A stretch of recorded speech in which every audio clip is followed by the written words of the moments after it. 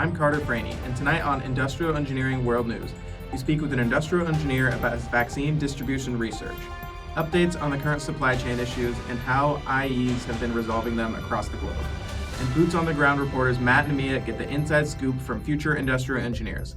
But first, let's head over to Semi for the weather. Thanks, Carter. Here's a look at the 7-day forecast for this week. As you can see, there's a 75% chance of rain with a forecasted high of 55 and a low of 45. Sunday, there's an estimated 52% chance of showers. This week looks like it's going to be a wet one, so be sure to bring your umbrella. Now let's ask our industrial engineer, Jonathan, on how he came up with those numbers. Hey, Jonathan. Hey, Sammy. Thanks for inviting me.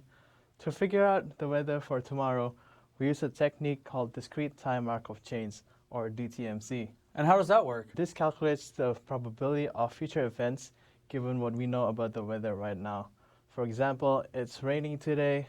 We know that there's going to be a 60% chance of rain on day 3 from now.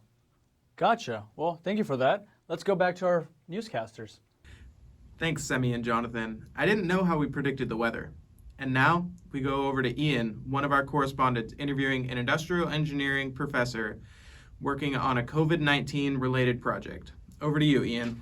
My name is Joseph Agora. I'm an assistant professor in industrial engineering here at Oregon State University. My specialization or area of expertise is in data-driven optimization, and specifically applied to healthcare systems. And so the colors that you see there are the levels of accessibility. The red implies less accessibility and the darker green implies more accessibility. There is an equitable level of accessibility, and this accessibility is measured from distance from these facilities. And how far does one have to travel in order to get the vaccine? Some options include routing of mobile unit vaccine facility clinics. Now the routes need to be decided upon, the schedule of those routes need to be decided upon to improve the areas of red here that you see. Yeah, this model that we're hoping to develop goes beyond just vaccine distribution. But in the wake of disasters, for example, and a pandemic is indeed a disaster, but in the wake of, say, hurricanes, earthquakes, tornadoes, wildfires, there needs to be an immediate decision about how to allocate resources.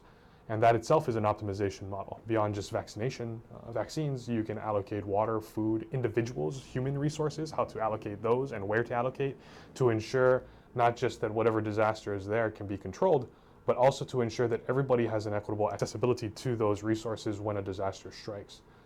That sounds like an amazing project that can use industrial engineering skills to help people. Another issue we need to be aware of related to COVID, and a hot topic recently, is the supply chain. Now over to Maddie with that story.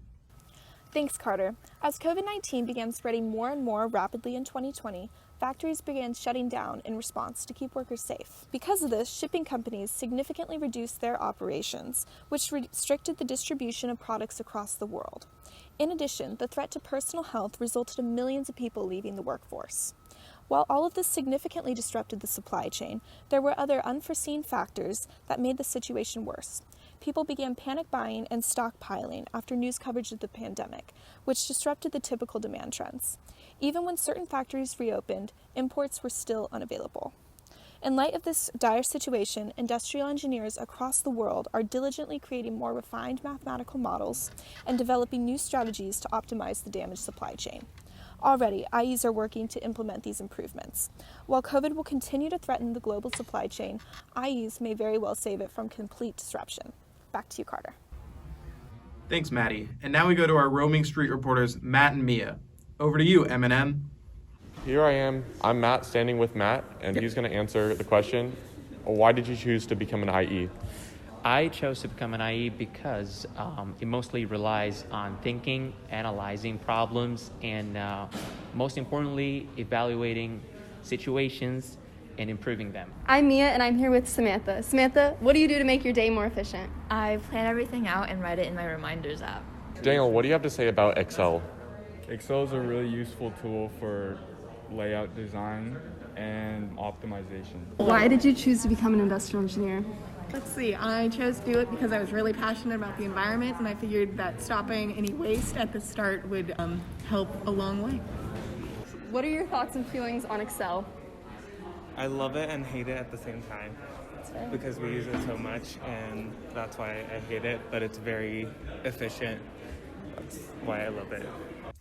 Thanks for tuning in to Industrial Engineering World News. Tonight, we got a good look at how industrial engineers help fix the world's problems. We hope to see many more industrial engineers in the future.